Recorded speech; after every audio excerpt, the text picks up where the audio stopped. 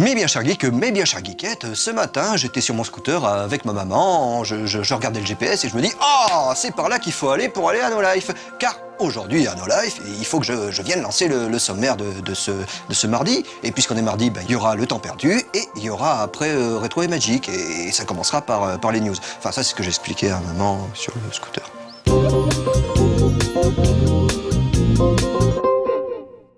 Après l'avoir pris en main quelques heures, l'adaptation sur console HD de Toy Story 3 confirme son potentiel ludique. Le jeu se scinde en fait en deux grosses parties. D'un côté la campagne qui reprend les grandes lignes scénaristiques du dessin animé, et de l'autre le coffre à jouets qui se présente comme un petit GTA-like dans l'univers Toy Story. Ce dernier s'avère étonnamment riche et englobe d'ailleurs des références aux trois films et pas seulement au dernier. Il est ainsi possible de se déplacer librement dans de nombreux environnements pour interagir à loisir avec les PNJ proposant ou non des petites missions. Les éléments de décor eux-mêmes permettent des interactions aussi rigolotes que gratuites, comme la possibilité de modifier l'apparence des personnages croisés en doublant leur taille, en les transformant en fantômes, en leur faisant pousser des petites ailes, et ainsi de suite. Il sera même possible d'enrichir les environnements de jeu avec de nouveaux bâtiments. Les épreuves proposées sont aussi variées que sympathiques, avec des courses à dos de cheval, de dragon ou à bord d'une voiture, des phases de plateforme sous la contrainte du chrono, ou encore des défis de balles aux prisonniers ou de parachutage de soldats en plastique. Le joueur est libre de faire ce qu'il veut, et il en profitera également pour collecter tout un tas de bonus et d'objets qui lui permettront ensuite d'ouvrir de nouveaux défis ou de customiser le personnage dirigé. La campagne solo, elle, reprend les scènes clés du film, comme l'attaque du train avec Woody par exemple, tout en proposant un challenge un chouïa plus relevé qu'on aurait pu le penser. Le jeu rappelle par ses graphismes colorés et son gameplay des séries telles que Jak and Daxter ou encore Ratchet & Clank, sans malheureusement parvenir à proposer une réalisation aussi soignée. Le reproche évident que l'on peut faire à ce Toy Story 3 concerne en effet son framerate limité. Déjà, le jeu ne tourne pas en 60 images par seconde, ce qui est bien dommage. Ensuite, des saccades se sont régulièrement faites sentir sur la version testée. Reste à espérer que les développeurs profitent de leur dernière semaine pour corriger ces problèmes techniques. Une fois n'est pas coutume, nous allons consacrer une petite news à l'annonce de la sortie prochaine d'une démo. L'un des environnements, la forêt interdite de Lego Harry Potter, années 1 à 4, sera ainsi téléchargeable à partir du 7 juin sur Xbox Live Arcade et fin juin sur PC et PlayStation 3. Pour rappel, le gameplay Lego, amélioré au fil des univers adaptés, Star Wars, Batman, Indiana Jones, sera encore plus ouvert avec ses 150 personnages jouables, la richesse du contexte offert par les 4 premiers films romans et bien sûr l'apparition de la magie. La série Total War, c'est pratiquement ce qui se fait de mieux en ce moment dans le monde des jeux de stratégie sur PC. Sega et The Creative Assembly sont en effet parvenus à maintenir un degré de qualité exemplaire pour chacun des épisodes. Et le duo n'en a pas fini avec sa saga référence, puisque Shogun 2 Total War vient d'être annoncé. Pour rappel, Shogun 1 sorti en 2000, c'était tout simplement le tout premier volet des Total War. 10 ans après, la série revient donc à ses origines et bénéficie de toute l'expérience acquise par The Creative Assembly. Cette fois, les améliorations porteront sur un meilleur rendu des batailles en 3D, mais aussi une IA plus réactive. Enfin, d'après quelques déclarations provenant des développeurs de la société britannique, le gameplay aurait été simplifié sans pour autant qu'il ne perde de sa profondeur. Pour vérifier ces dires, il faudra patienter jusqu'en 2011.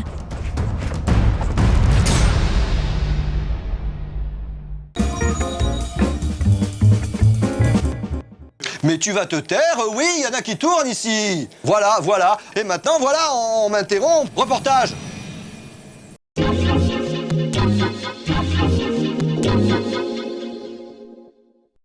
C'est à l'occasion d'un petit événement organisé dans une salle réseau à Paris que nous avons pu jouer à Blacklight Tango Down, un FPS 100% multi à petit prix, annoncé pour cet été sur PC, Xbox Live Arcade et PSN. Nous avons bien sûr profité de l'occasion pour poser quelques questions à l'un des développeurs présents. My name's Jared Gerritsen. I've worked for Zombie Studios for the past 4 years now on Blacklight Tango Down. Mais évidemment, Jared n'a pas travaillé durant 4 ans sur Blacklight, mais sur de nombreux projets, dont certains encore tenus secrets. En revanche, l'univers de Blacklight Tango Down, lui, en tant que franchise, trotte dans les têtes de Zombie Studios depuis longtemps. Blacklight Tango Down has only been in development for 1 year. Blacklight, as far as a franchise, has been something that Zombie, Mark Long, the CEO, has had in his head for about a year, well, almost 2 years now. There's been different connotations of it, and about a year ago, we decided to do the first-person version for focusing mostly on multiplayer. Zombie Studios existe depuis maintenant plus de 15 ans. Spécialisés dans le FPS, avec des titres tels que Spec Ops ou Delta Force, ils ont également développé le fameux America's Army, qui en est à son 3e volet, et réalisé des simulateurs sérieux pour l'armée. Une expérience d'ailleurs mise à profit sur Blacklight. Une ligne directrice a très vite été décidée pour le jeu, et celle-ci a finalement déterminé une grande partie de son contenu. It's kind of funny. The first 3 words that we decided to look at with this game actually was fast-paced first-person shooter.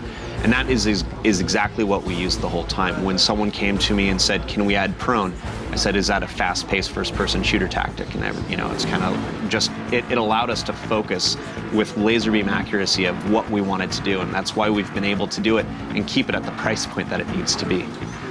Le prix fut également un élément primordial, qui décida d'ailleurs en partie le passage de Blacklight à la vue subjective, comme nous l'explique avec une grande honnêteté Jared Geritzen. The original version of the game that we were working on was more robust. It was definitely more of a $60 team tactical, third person, lots of vehicles and all that stuff.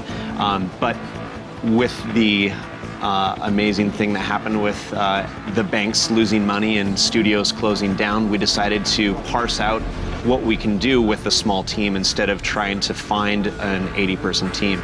And as DLC started to grow, Trials HD and Castle Crashers and those great games, we saw that and said, let's start thinking about putting this onto DLC. And when Battlefield 1943 came out, we instantly saw it and we're like, this is what we're going to do, but we're going to do a lot more. We're not going to just keep it this small amount of assets. We're going to treat this like it's a $60 game and really go for as much content as we possibly can with our team.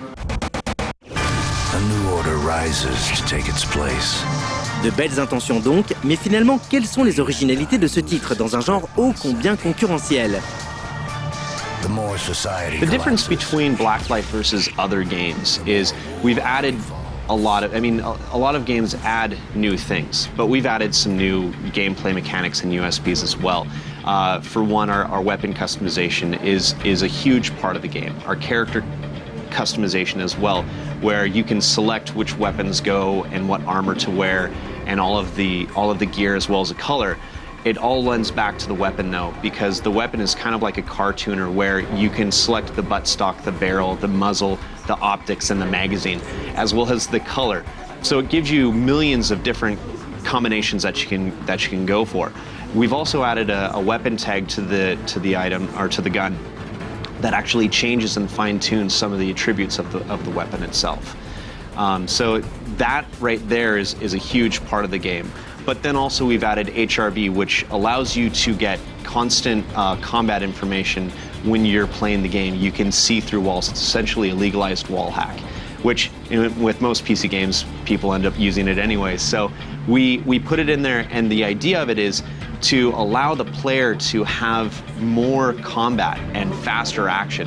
There's no more campers. There's no more guys that are griefing you, because everyone can see where someone's at now. And so you can hunt them down a lot easier, and they can hunt you down. So it's kind of like a game of chess, because you can't fire when you have HRV on, and it warms up and it cools down. So it's kind of, there's this timing that you go for it. It's formed some really cool tactics. Ce FPS se distingue également par l'absence de campagne, le gameplay étant totalement focalisé sur l'expérience multijoueur. Des comics basés sur l'univers de Blacklight Tango Down seront également produits en format numérique, et un long métrage est même en cours de production. So the movie is in production, the script's being written, they're hoping to have it greenlit this summer, and then we're going to see what goes on with that. I mean, we really want to treat this as an IP that's actually controlled by a game studio instead of a massive company or a movie company. So it's kind of like the little guys trying to come up with something, and we really hope that people get it and they kind of latch on, and we can keep on making more Blacklight projects. Et maintenant, nous allons laisser le mot de la fin à Jared, qui va parler des DLC d'une manière qui devrait faire plaisir à bien des joueurs. We've decided not to do DLC with Blacklight, mostly because the game is the price of most map packs. So with that being in that realm of, okay, we're a €15 game, how could we do a map pack? Why would we do a map pack? What would the price be? What would we want to put? Because it's not only about the maps, it's about the weapon customization and the characters itself. So we started to just kind of roll around with it, and we decided not to do that. We decided just to give everyone every single map that we have that's in the office, and just give them everything right up front, and not parse it out and try to milk anything out. That might not be a good business plan, but it's a truthful business plan. And there's a lot of people that are kind of angry about map packs and how that's happening. And, there will probably be a lot of people that are angry at me for not talking good things about map packs. Sorry.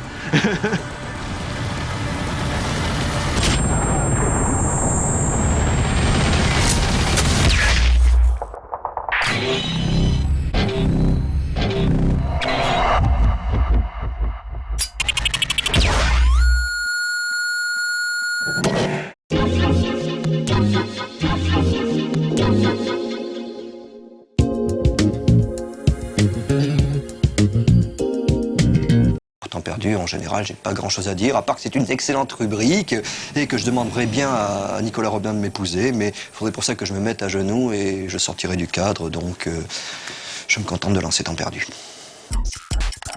Bonjour, ça y est, votre rêve de geek se réalise. Vous avez enfin votre billet pour le Japon. Reste maintenant à savoir comment survivre sur place, sachant que le yen a quasiment doublé en 2 ans. Mais alors que faire durant vos heures supplémentaires? Bienvenue au Temps perdu. Sur le net, l'avantage, c'est qu'on peut presque tout essayer. Du coup, ici et là, on voit fleurir des expérimentations plus ou moins réussies. C'est dans ce contexte ô combien créatif qu'est né, enfin du moins, il me semble, le One Button Game. Comprenez un jeu, vous n'avez besoin que d'un seul bouton. Souvenez-vous par exemple de Canabalt, One Button Bob ou autre. Aujourd'hui, c'est au tour de Poto & Kabanga de s'y coller. Si vous appuyez longuement sur espace, Poto, en haut, ralentit, et Kabanga, en bas, accélère. Quand vous appuyez sur espace, Poto saute, et quand vous relâchez espace, Kabanga saute à son tour. Et maintenant, si vous regardez bien ces images, vous devez vous rendre compte à quel point c'est chaud, très chaud. Bon courage à vous donc si vous souhaitez exploser les scores. Du côté des jeux musicaux, ça bouge pas mal aussi. Ainsi, prenez The Soundwalk. Bon, ok, je vous l'accorde, il s'agit toujours de cliquer sur le bon bouton au bon moment et dans le rythme, s'il vous plaît. Mais rappelez-vous de ce à quoi ressemble la majorité des titres du genre. Fermez un peu les yeux, imaginez des trucs flashy, de la techno ou du métal généralement, rarement des titres originaux et finalement toujours un peu la même chose. Maintenant, rouvrez les yeux et qu'est-ce que vous découvrez? Une ambiance lourde et glauque à couper au couteau, un scénario en toile de fond, des musiques pas spécialement disco, et là vous vous dites « bon sang mais c'est bien sûr » ou encore « décidément il a toujours raison ». Oui, je sais. Et sur le net, côté expérimentation, cela fait longtemps que l'on fait mumuse avec les histoires de clones et de paradoxes temporels. Peut-être pas dernier en date, mais pas loin. Enough Plumbers est un peu de ce genre-là. Bon, je sais, c'est blindé de plombiers moustachus, mais je prends sur moi. Donc, dans Enough Plumbers, vous contrôlez un Simi Mario qui, s'il touche une pièce, crée un clone. Votre but étant d'amener au moins l'un d'entre eux à la sortie. Alors oui, au début, on se demande à quoi servent tous ces ersatz de soi-même, mais croyez-moi, une fois que vous aurez maîtrisé le coin jumping, vous ne vous poserez plus la question. Mais Internet, c'est aussi l'occasion pour des gens n'appartenant pas forcément au milieu du jeu vidéo de faire quelques petites expériences vidéo-ludo-éducatives. La chaîne anglaise Channel 4 s'est ainsi essayée à la bataille navale de haut vol avec Trafalgar Origins. Cet excellent jeu, oui, disons-le tout de suite, vous place donc aux commandes d'un navire de la Royal Navy. Vous recrutez votre équipage en fonction des capacités de chacun, vous partez en mission, ramenez des brousoufs, puis améliorez vos hommes, ainsi que votre Zuli bateau, un max de missions, des infos historiques sur la vie en mer et la bataille de Trafalgar, du jeu en ligne, que du max de bonheur pour un jeu qui va vous pourrir la vie et vos heures supplémentaires. Ce qui tombe plutôt bien, vu que nous savons tous aujourd'hui qu'il ne faut pas oublier que, pour gagner plus, jouer plus.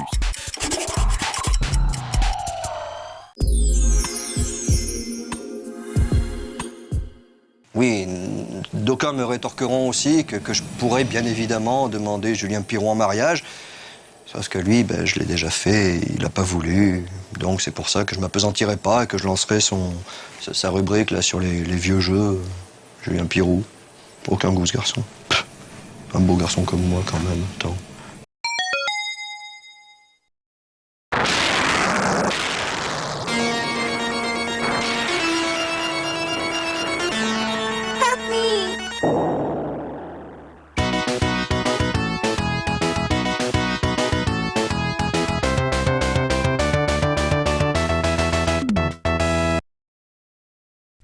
Coupant comme une lame, rapide comme l'éclair, Sonic le Hérisson est la mascotte de Sega depuis son apparition sur Mega Drive à l'automne 1991.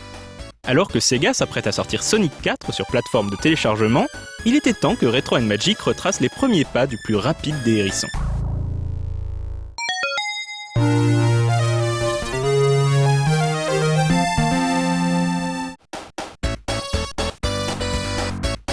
Sonic est né lors d'un concours interne à Sega visant à créer une nouvelle mascotte pour la société.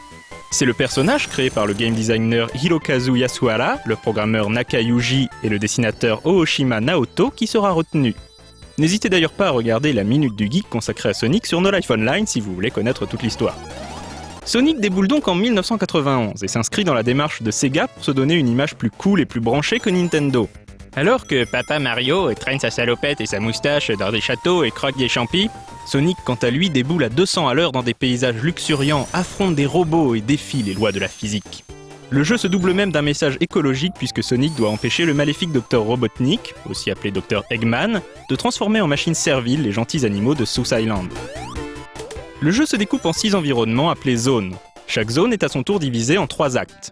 Le 3e acte de chaque zone se termine par un affrontement contre le Dr Robotnik à bord de son Eggmobile. Sonic n'a pas de point de vie mais doit ramasser des anneaux. S'il est touché, il perd les anneaux collectés. S'il est à nouveau touché alors qu'il n'a plus d'anneaux, il perd une vie.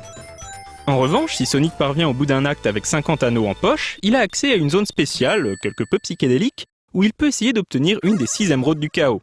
Obtenir les 6 émeraudes permet d'obtenir la bonne fin du jeu. Rapide et dynamique, Sonic a très vite rencontré un succès planétaire. Les raisons sont nombreuses. Outre un gameplay parfaitement huilé et des graphismes superbes, le jeu possédait également une bande-son tout simplement culte. Cette bande-son était composée par Nakamura Masato du groupe de J-pop Dreams Come True.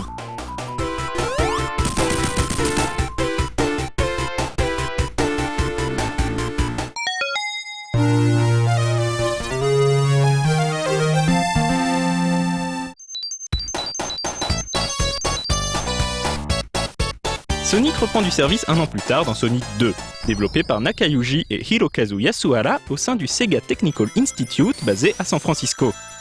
Sonic 2 est souvent considéré par les fans comme le meilleur épisode des aventures du hérisson. Le jeu comporte quelques différences notables avec son aîné. La première, c'est l'inclusion d'un deuxième personnage, le renard Miles Per Hour, alias Tails en raison de ses 2 queues. L'arrivée de Tails permet à Sonic 2 d'offrir un mode 2 joueurs en écran splitté, pas hyper réussi mais qui a au moins le mérite d'exister. La structure du jeu a également changé. Les zones ne comptent plus que 2 actes, mais en contrepartie elles sont plus nombreuses, permettant une grande variété d'environnements. Sonic doit toujours contrecarrer les plans de domination de Robotnik qui s'est doté d'une station spatiale de combat baptisée le Death Egg. Évidemment, c'est une parodie de Star Wars. Les émeraudes du chaos sont désormais 7 et permettent à Sonic de se transformer en Super Sonic. Nakamura Masato est de retour à la bande-son et s'est surpassé, proposant des musiques parmi les meilleures entendues sur Mega Drive. Tous ces facteurs ont contribué à donner une aura épique à Sonic 2. Le final du jeu avec l'assaut sur la forteresse volante de Robotnik, puis le combat final d'anthologie à bord du Death Egg contre Mecha Sonic et Robotnik dans son robot géant sont restés dans la légende du jeu vidéo.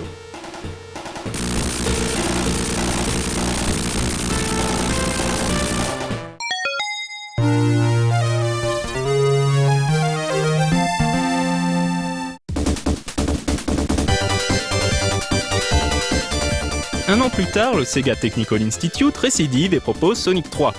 Les joueurs auront des opinions mitigées sur le titre.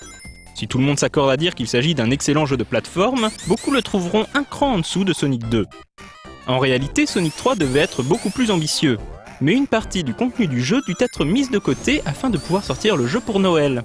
Ce contenu amputé deviendra plus tard Sonic & Knuckles. Mais revenons-en à Sonic 3.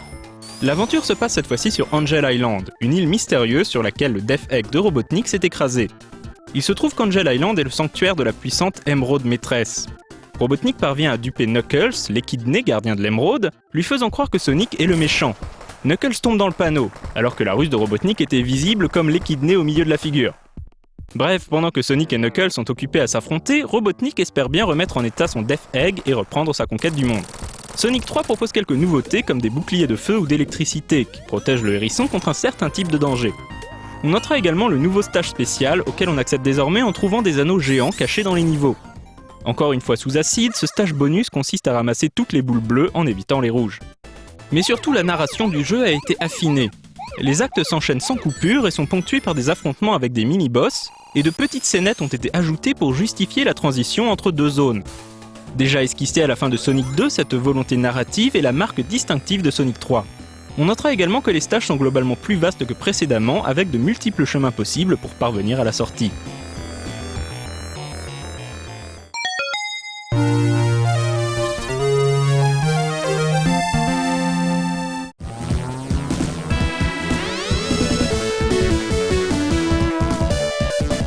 Knuckles reprend là où Sonic 3 s'était arrêté avec un gameplay totalement identique. Et pour cause, Sonic & Knuckles n'est ni plus ni moins qu'une sorte d'add-on standalone de Sonic 3. Robotnik cherche à s'emparer de l'émeraude maîtresse pour fournir l'énergie à son Death Egg, et Sonic et Knuckles sont forcés de faire une trêve pour l'arrêter. Chaque personnage avait son propre scénario avec des niveaux légèrement différents et son propre boss final. Knuckles pouvait planer et escalader les murs, ce qui permettait également d'atteindre des zones inaccessibles pour Sonic. La cartouche de Sonic & Knuckles proposait un système unique en son genre baptisé Lock-On, qui permettait de connecter ensemble les cartouches de Sonic 3 et Sonic & Knuckles pour former Sonic 3 et Knuckles. Avec pas moins de 13 zones à explorer, les fans avaient enfin leur vrai successeur à Sonic 2. Si Sonic 2 était épique, Sonic 3 et Knuckles est quant à lui carrément légendaire. En effet, les moments d'anthologie s'enchaînent à toute allure. Difficile d'oublier le combat de Sonic contre Knuckles dans le Hidden Palace, ou le magnifique niveau du Sanctuaire Céleste, hommage des otaku de Sega au château dans le ciel de Miyazaki Hayao. Le jeu s'achève en apothéose à bord du Death Egg, une zone complètement folle où le danger est omniprésent et où la gravité s'inverse en permanence. Et cette fois-ci, le joueur assez courageux pour se mettre en quête des 7 émeraudes aura droit à un ultime boss de fin. Cet affrontement final, baptisé Doomsday, est tout simplement l'un des plus incroyables combats finaux de l'histoire du jeu vidéo. Rien que ça. Transformé en Super Sonic, le joueur doit vaincre le robot géant de Robotnik dans l'espace, au cœur d'un champ d'astéroïdes, avant que son compteur d'anneaux ne tombe à zéro. Sega tentera par la suite de retrouver le souffle épique de ce combat dans les boss finaux des jeux Sonic qui suivront, mais n'arrivera jamais complètement à renouveler le miracle.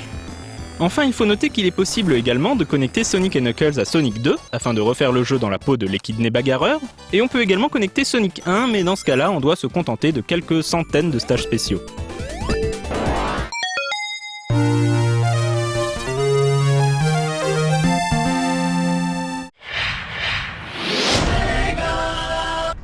Beaucoup de fans de Sonic restent convaincus que les aventures de Sonic en 2D restent le nec plus ultra de la franchise. En proposant un Sonic 4 Retour aux sources, qui se déroulera juste après la fin de Sonic & Knuckles, Sega espère bien leur prouver qu'il est toujours capable de faire revivre la magie de son âge d'or. Et c'est bien tout le mal qu'on leur souhaite.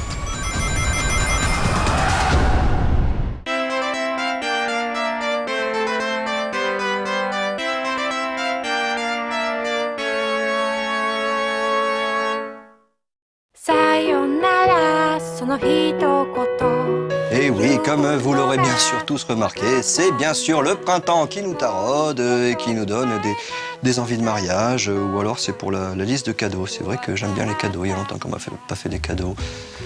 Mais bon, moi, comme j'ai le cœur sur la main et que c'est quand même vachement le printemps, je vous envoie des gros bisous plein de printemps, plein de phéromones. Mais ça, en fait, c'est pour appâter le client et pour que tout le monde s'abonne à No Life, hein, bien sûr.